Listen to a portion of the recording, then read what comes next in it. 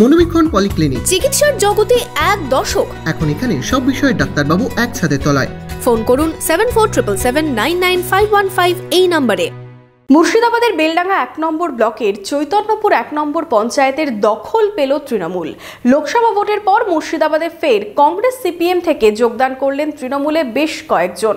বেলডাঙ্গা 1 নম্বর ব্লকের চৈতন্যপুর 1 নম্বর গ্রাম পঞ্চায়েতের প্রধান উপপ্রধান সহ বেশ কয়েকজন যোগ দিলেন তৃণমূলে। আপনার আনন্দে আমাদের উদযাপন, বিয়ে হোক বা পার্টি, বহরমপুরে এবার luxury banquet hall at golden retreat. জেলায় একমাত্র পিলারলেস ব্যাঙ্কোয়েট, আছে স্পা, সালন, ক্লাব মেম্বারশিপের সুযোগও। বহরমপুর শিল্প তালুকে গোল্ডেন রিট্রিট।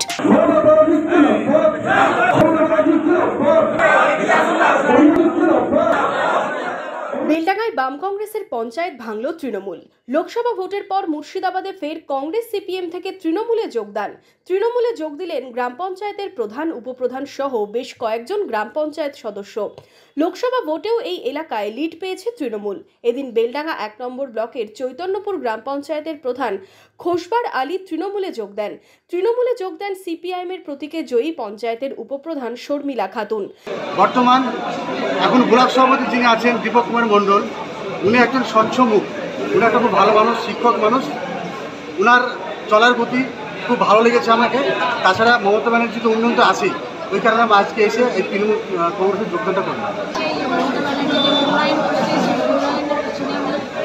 যোগদান দিয়েছি কারণ আমি তার সঙ্গে থাকতে পারলে আমি জনগণের সেবা করতে পারবো, কাজ করতে পারবো।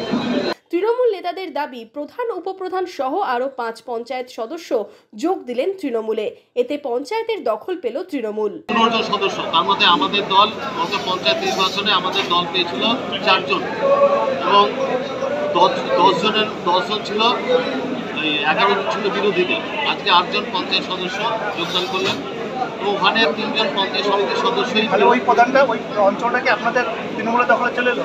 হ্যাঁ, অবশ্যই, কারণ ওখানে আমাদের 4 জন মেম্বার আছে, তার সাথে আজকে 8 জন যুক্ত হলো, প্রধান উপপ্রধান সঞ্চালক সহ। বলে আমাদের সংখ্যা দাঁড়ালো 8 আর 4 12, ওদের থাকলো 3 জন।